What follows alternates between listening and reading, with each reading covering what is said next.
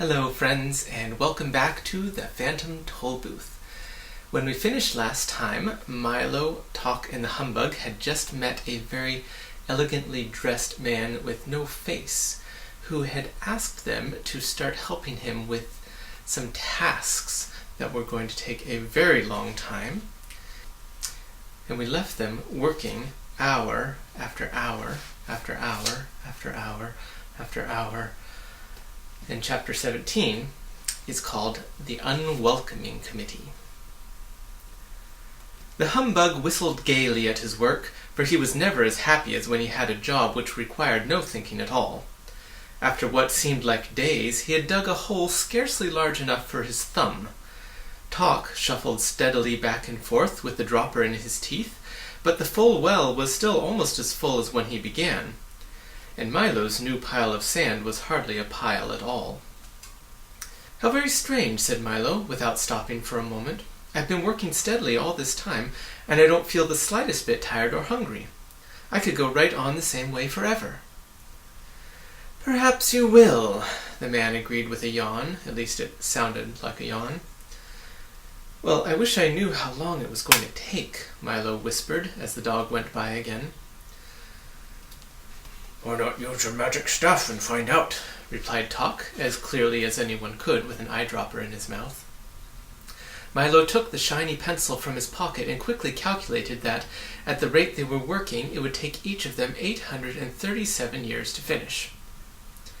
"Pardon me," he said, tugging at the man's sleeve and holding the sheet of figures up for him to see, "but it's going to take 837 years to do these jobs." "Is that so?" replied the man without even turning around. "Well, you'd better get on with it then." "But it hardly seems worthwhile," said Milo softly. "Worthwhile?" the man roared indignantly. "All I meant was that perhaps it isn't too important," Milo repeated, trying not to be impolite. "Of course it's not important," he snarled angrily. "I wouldn't have asked you to do it if I thought it was important." And now, as he turned to face them, he didn't seem quite so pleasant. "Then why bother?" asked Talk, whose alarm suddenly began to ring. "Because, my young friends," he muttered sourly, "what could be more important than doing unimportant things? If you stop to do enough of them, you'll never get to where you're going." He punctuated his last remark with a villainous laugh. "Then you must," gasped Milo. "Quite correct," he shrieked triumphantly. "I am the terrible Trivium, demon of petty tasks and worthless jobs, ogre of wasted effort, and monster of habit."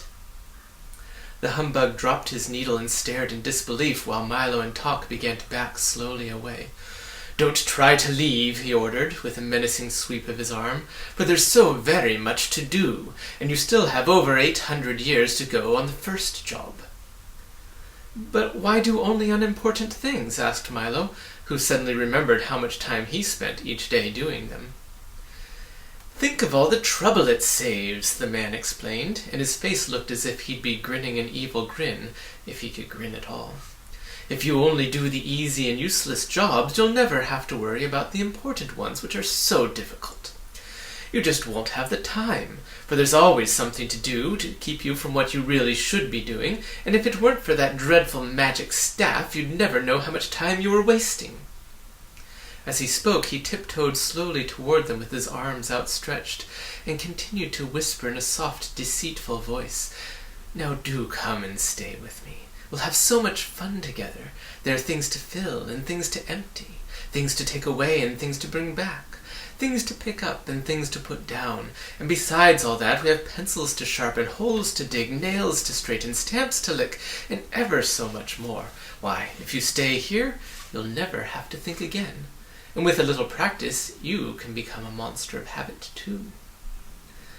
They were all transfixed by the Trivium's soothing voice, but just as he was about to clutch them in his well-manicured fingers, a voice cried out, "Run! Run!" Milo, who thought it was Talk, suddenly turned and dashed up the trail. "Run! Run!" it shouted again, and this time Talk thought it was Milo and quickly followed him.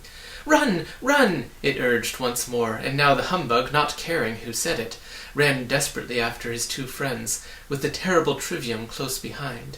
"This way! This way!" the voice called again.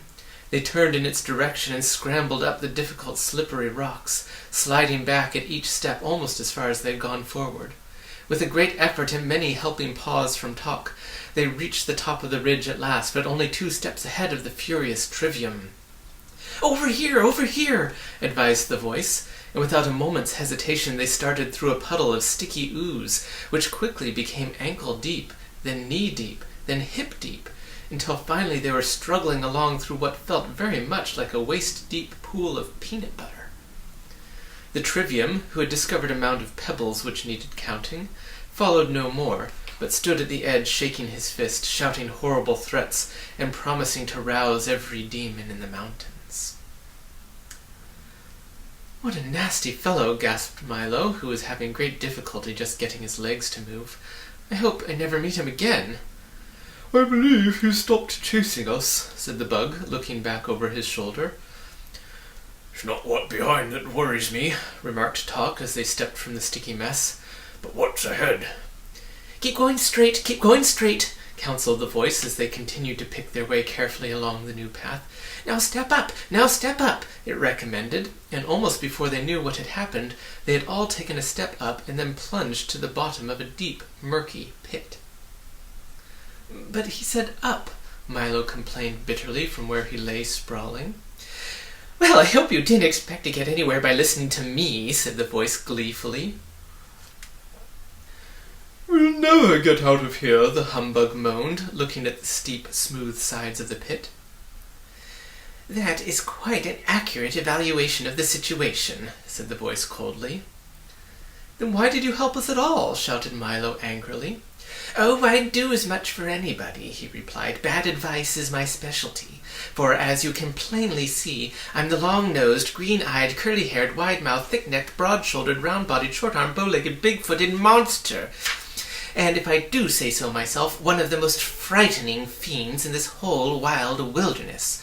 With me here, you wouldn't dare try to escape." And with that he shuffled to the edge of the pit and leered down at his helpless prisoners. Tok and the humbug turned away in fright, but Milo, who had learned by now that people are not always what they say they are, reached for his telescope and took a long look for himself. And there at the rim of the hole, instead of what he'd expected, stood a small, furry creature with very worried eyes and a rather sheepish grin. Looking this. "Why, you're not long-nosed, green-eyed, curly-haired, wide-mouthed, thick-necked, broad-shouldered, round-bodied, short-armed, bow-legged, or big-footed, and you're not at all frightening," said Milo indignantly. "What kind of a demon are you?" The little creature, who seemed stunned at being found out, leaped back out of sight and began to whimper softly. "I'm the demon of insincerity," he sobbed. "I don't mean what I say, I don't mean what I do, and I don't mean what I am. Most people who believe what I tell them go the wrong way and stay there, but you and your awful telescope have spoiled everything. I'm going home." And, crying hysterically, he stamped off in a huff. "It certainly pays to have a good look at things," observed Milo, as he wrapped up the telescope with great care. "Now all we have to do is climb out," said Tok, placing his front paws as high on the wall as he could. "Here, hop on my back." Milo climbed onto the dog's shoulders. Then the bug crawled up both of them, and by standing on Milo's head just managed to hook his cane on the root of an old gnarled tree. With loud complaints he hung on doggedly until the other two had climbed out over him and pulled him up, somewhat dazed and discouraged. Here is a picture of them all climbing out of the pit.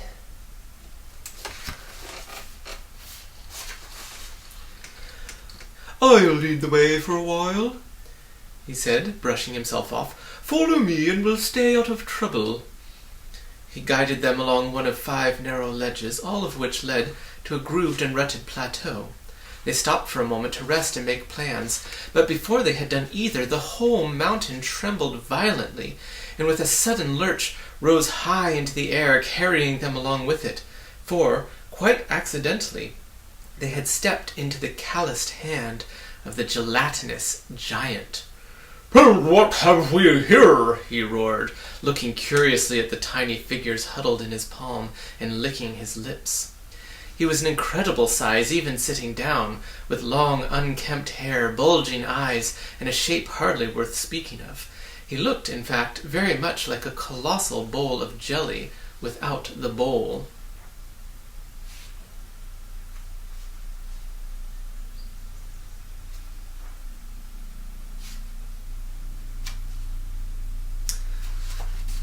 And here's a picture of the gelatinous giant holding our friends in the palm of his hand. "How dare you disturb my nap?" he bellowed furiously, and the force of his hot breath tumbled them over in his hand. "We're terribly sorry," said Milo meekly when he'd untangled himself, "but you looked just like part of the mountain." "Naturally," the giant replied in a more normal voice, but even this was like an explosion. "I have no shape of my own, so I try to be just like whatever I'm near. In the mountains I'm a lofty peak, on the beach a broad sandbar, in the forest a towering oak, and sometimes in the city I'm a very handsome 12-story apartment house. I just hate to be conspicuous. It's really not safe, you know." Then he looked at them again with hungry eyes and wondered how well they'd taste. "You look much too big to be afraid of anything," said Milo quickly, for the giant had already begun to open his mouth wide. "I'm not," he said, with a slight shiver that ran all over his gelatinous body. "I'm afraid of everything. That's why I'm so ferocious. If the others found out, I'd just die. Now do be quiet while I eat my breakfast." He raised his hand toward his gaping mouth, and the humbug shut his eyes tightly and clasped both hands over his head. "Then aren't you really a fearful demon?" Milo asked desperately, on the assumption that the giant had been brought up well enough not to talk with a mouthful. "Well, approximately, yes," he replied, lowering his arm to the vast relief of the bug. "That is comparatively so. What I mean is relatively maybe. In other words, roughly perhaps. What does everyone else think? There, you see," he said peevishly. "I'm even afraid to make a positive statement, so please stop asking questions before I lose my appetite altogether." Then he raised his arm again and prepared to swallow the three of them in one gulp. "Why don't you help us rescue Rhyme and Reason? Then maybe things will get better," shouted Milo again, this time almost too late, for in another instant they would have all been gone. "Oh, I wouldn't do that," said the giant thoughtfully, lowering his arm once more. "I mean, why not leave well enough alone? That is, it'll never work. I wouldn't take a chance. In other words, let's keep things as they are. Changes are so frightening." As he spoke, he began to look a bit ill. "Maybe I'll just eat one of you," he remarked unhappily, "and save the rest for later. I don't feel very well." "I have a better idea," said Milo. "You do?" interrupted the giant, losing any desire to eat at all. "If it's one thing I can't swallow, it's ideas. They're so hard to digest." "I have a box full of all of the ideas in the world," said Milo, proudly holding up the gift King Azaz had given him. The thought of it terrified the giant, who began to shake like an enormous pudding. "Just put me down and go away," he pleaded, forgetting for a moment who had a hold of whom. "And please don't open that box." In another moment he'd set them down on the next jagged peak, and, with panic in his eyes, lumbered off to warn the others of this terrible new threat. But news travels quickly. The word-snatcher, the trivium, and the long-nosed, green-eyed, curly-haired, wide-mouthed, thick-necked, broad-shouldered, round-bodied, short-armed, bow-legged, big-footed monster had already spread the alarm throughout the evil, unenlightened mountains. And out the demons came, from every cave and crevice, through every fissure and crack, from under the rocks and up from the mud, stomping and shuffling, slithering and sliding through the murky shadows. And all had only one thought in mind: destroy the intruders and protect ignorance. From where they stood, Milo, Talk, and the humbug could see them moving steadily forward, still far away but coming quickly. On all sides the cliffs were alive with this evil collection of crawling, looming, creeping, lurching shapes. Some could be seen plainly, others were but dim silhouettes, and yet still more, only now beginning to stir from their foul places, would be along much sooner than they were wanted. "We'd better hurry," barked Talk, "or they're sure to catch us." and he started up the trail again. Milo took one deep breath and did the same, and the bug, now that he knew what lay behind, ran ahead with renewed enthusiasm.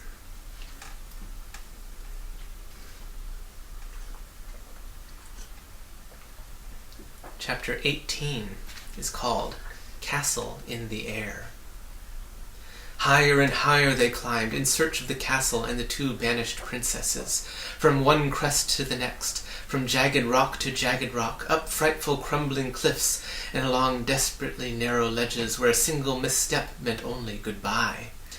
An ominous silence dropped like a curtain around them, and except for the scuffling of their frantic footsteps, there wasn't a sound.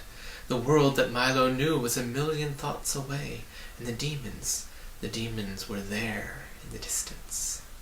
"They're gaining!" shouted the humbug, wishing he'd never looked back. "But there it is!" cried Milo at the same instant, for straight ahead, climbing up from atop the highest peak, was a spidery spiral stair, and at the other end stood the castle in the air. I see it, said the happy bug as they struggled up the twisting mountain trail.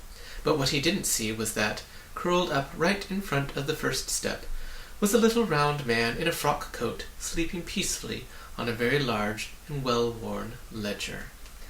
And here you can see the man writing in his ledger. A long quill pen sat precariously behind his ear. There were ink stains all over his hands and face as well as his clothing, and he wore a pair of the thickest eyeglasses that Milo had ever seen. "Be very careful," whispered Talk when they'd finally reached the top, and the humbug stepped gingerly around and started up the stairs. "Names?" the little man called out briskly just as the startled bug reached the first step. He sat up quickly, pulled the book out from under him, put on a green eyeshade, and waited with his pen poised in the air. "Well, stammered the bug. "Names?" he cried again, and as he did, he opened the book to page 512 and began writing furiously. The quill made horrible scratching noises, and the point, which was continually catching in the paper, flicked tiny ink blots all over him. As they called out their names, he noted them carefully in alphabetical order. "Splendid, splendid, splendid," he muttered to himself. "I haven't had an M in ages." "What do you want our names for?" asked Milo, looking anxiously over his shoulder. "We're in a bit of a hurry." "Oh, this won't take a minute," the man assured them. "I'm the official census taker, and I must have some information before I can take your census. Now, if you'll just tell me when you were born, where you were born, why you were born, how old you are now, how old you were then, how old you'll be in a little while, your mother's name, your father's name, your aunt's name, your uncle's name, your cousin's name, where you live, how long you've lived there, the schools you've attended, the schools you haven't attended, your hobbies, your telephone number, your shoe size, shirt size, collar size, hat size, and the names and addresses of 6 people who can verify all this information, we'll get started. One at a time, please. Stand in line, and no pushing, no talking, no peeking." The humbug, who had difficulty remembering anything, went first. The little man leisurely recorded each answer in 5 different places, pausing often to polish his glasses, clear his throat, straighten his tie, and blow his nose. He managed also to cover the distressed bug from head to foot in ink. "Next," he announced very officially. "I do wish he'd hurry," said Milo, stepping forward. For in the distance he could see the first of the demons already beginning to scale the mountain toward them, no more than a few minutes away. The little man wrote with painful deliberation, finally finished with both Milo and Talk, and looked up happily. "May we go now?" asked the dog, whose sensitive nose had picked up a loathsome, evil smell that grew stronger every second. "By all means," said the man agreeably. "Just as soon as you finish telling me your height, your weight, the number of books you read each year, the number of books you don't read each year, the amount of time you spend eating, playing, working, and sleeping every day, where you go on vacations, how many ice cream cones you eat in a week, how far it is from your house to the barber shop, and which is your favorite color. Then after that, please fill out these forms and applications, 3 copies of each, and be careful, for if you make one mistake, you'll have to do them all over again." "Oh dear," said Milo, looking at the pile of papers. "We'll never finish these." And even as he spoke, the demons swarmed stealthily up the mountain. "Come, come," said the census-taker, chuckling gaily to himself. "Don't take all day. I'm expecting several more visitors any minute now." They set to work feverishly on the difficult forms, and when they'd finished, Milo placed them all in the little man's lap. He thanked them politely, took off his eye-shade, put the pen behind his ear, closed the book, and went back to sleep. The humbug took one horrified look back over his shoulder and quickly started up the stairs. "Destination?" shouted the census-taker, sitting up again, putting on his eye-shade, taking the pen from behind his ear and opening the book. "But I thought," protested the astonished bug. "Destination?" he repeated, making several notations in the ledger. "The castle in the air," said Milo impatiently. "Why bother?" said the census-taker, pointing into the distance. "I'm sure you'd rather see what I have to show you." As he spoke, they all looked up, but only Milo could see the gay and exciting circus there on the horizon. There were tents and sideshows and rides and even wild animals, everything a little boy could spend hours watching. "And wouldn't you enjoy a more pleasant aroma?" he said, turning to talk. Almost immediately the dog smelled a wonderful smell that no one but he could smell. It was made up of all the marvelous things that had ever delighted his curious nose. "And here's something I know you'll enjoy hearing," he assured the humbug.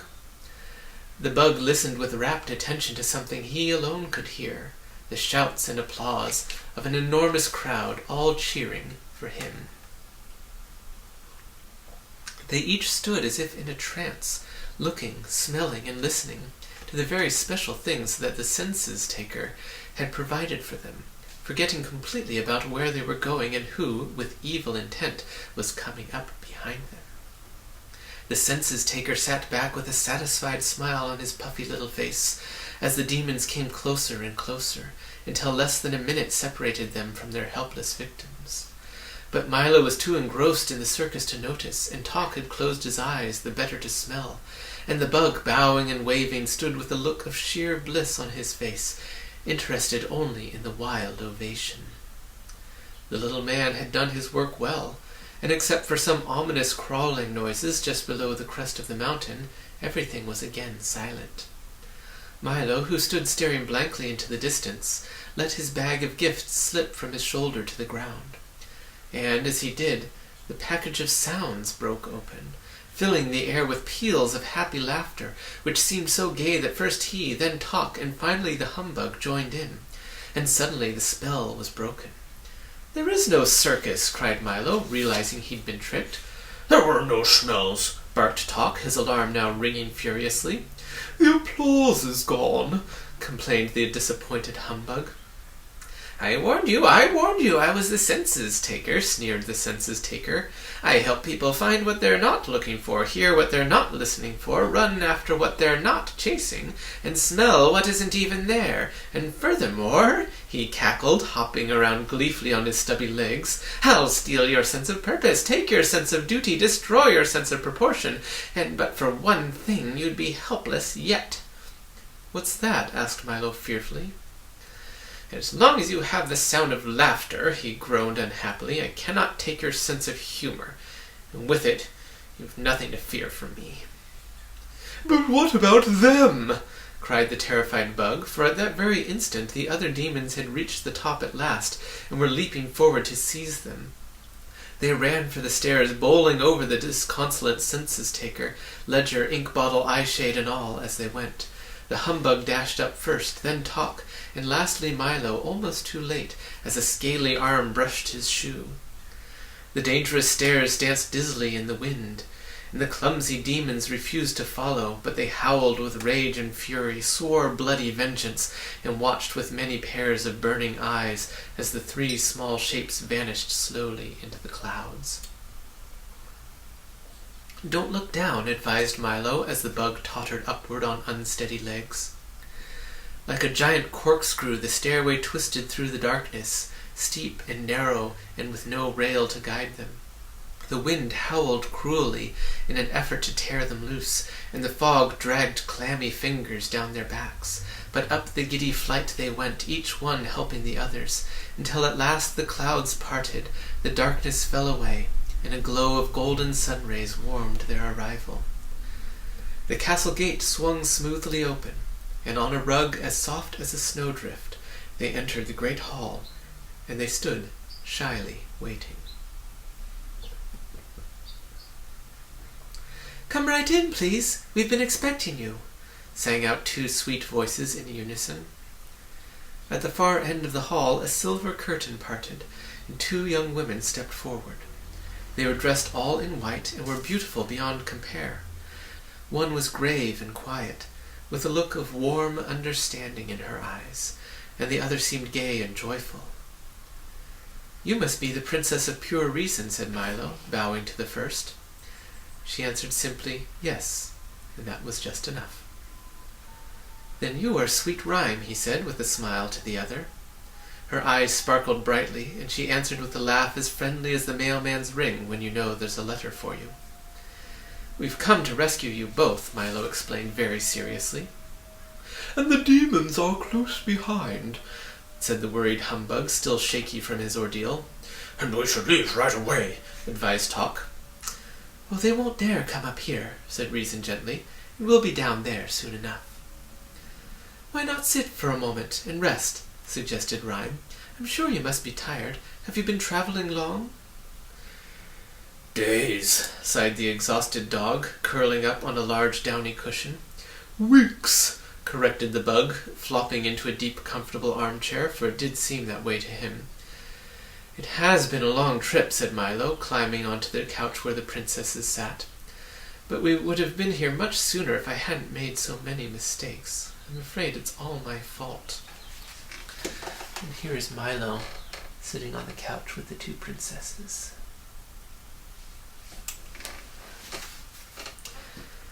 "You must never feel badly about making mistakes," explained Reason quietly, "as long as you take the trouble to learn from them. For you often learn more by being wrong for the right reasons than you do by being right for the wrong reasons." "But there's so much to learn," he said with a thoughtful frown. "Yes, that's true," admitted Rhyme, "but it's not just learning things that's important. It's learning what to do with what you learn, and learning why you learn things at all, that matters." "That's just what I mean," explained Milo, as Talk and the exhausted bug drifted quietly off to sleep. "Many of the things I'm supposed to know seem so useless that I can't see the purpose in learning them at all." "You may not see it now," said the Princess of Pure Reason, looking knowingly at Milo's puzzled face. "But whatever we learn has a purpose, and whatever we do affects everything and everyone else, if even in the tiniest way. Why, when a housefly flaps his wings, a breeze goes round the world. When a speck of dust falls to the ground, the entire planet weighs a little more. And when you stamp your foot, the earth moves slightly off its course. Whenever you laugh, gladness spreads, like the ripples in a pond, and whenever you're sad, no one anywhere can be really happy. And it's much the same thing with knowledge, for whenever you learn something new, the whole world becomes that much richer." "And remember also," added the Princess of Sweet Rhyme, "that many places you would like to see are just off the map, and many things you want to know are just out of sight, or a little beyond your reach. But someday you'll reach them all. For what you learn today, for no reason at all, will help you discover all the wonderful secrets of tomorrow." "I think I understand," he said, still full of questions and thoughts. "But which is the most important?" At that moment, the conversation was interrupted by a far-off chopping noise. With each loud blow, the entire room and everything in it shook and rattled. Down below, on the murky peak, the demons were busily cutting the stairway loose with axes and hammers and saws. Before long, the whole thing collapsed with a tremendous crash, and the startled humbug leaped to his feet just in time to see the castle drifting slowly off into space. "We're moving!" he shouted, which was a fact that had already become obvious to everyone. "I think we'd better leave now," said Rhyme softly, and Reason agreed with a nod. "But how will we get down?" groaned the humbug, looking at the wreckage below. "There's no stairway, and we're sailing higher every minute." "Well, time flies, doesn't it?" asked Milo. "On many occasions," barked Talk, jumping eagerly to his feet. "I'll take everyone down." "Can you carry us all?" inquired the bug. "For a short distance," said the dog thoughtfully. "The princesses can ride on my back, Milo can catch hold of my tail, and you can hang on to his ankles. This is what they look like in that arrangement, all flying down from the fallen castle.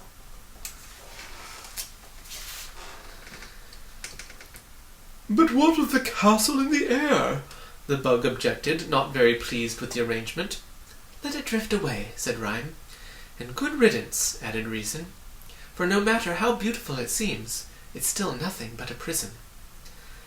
Talk then backed up 3 steps, and with a running start bounded through the window with all his passengers and began the long glide down.